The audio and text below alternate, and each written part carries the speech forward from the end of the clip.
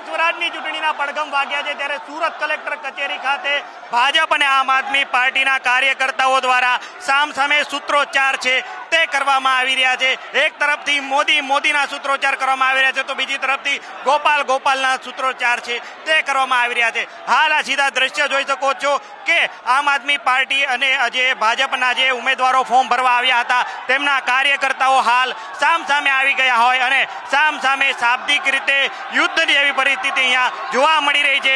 એક તરફથી મોદીનો પ્રચાર છે કરવામાં આવી રહ્યો છે અને બીજી તરફથી આમ આદમી પાર્ટીના ધારાસભ્ય છે વિસાવદરના ગોપાલ ઇટાલિયા તેમના નામનો છે પ્રચાર અહીંયા થઈ રહ્યો છે। એટલે સ્પષ્ટપણે કહી શકાય કે એક તરફ આમ આદમી પાર્ટી દ્વારા પોતાના ઉમેદવારોના નારા લગાવાઈ રહ્યા છે તો બીજી તરફ ભાજપના જે કાર્યકર્તાઓ છે તે કેસરીઓ ખેસ લહેરાવીને આજે મોદીના નારા છે તે લગાવી રહ્યા છે। ત્યારે હાલ આ સીધા દ્રશ્ય જોઈ શકો છો સુરત કલેક્ટર કચેરી ખાતેના કે અહીંયા ભાજપ અને આપના કાર્યકર્તાઓ જાણે સામસામે આવ્યા હોય તે પ્રકારના દ્રશ્યો છે તે સામે આવી રહ્યા છે।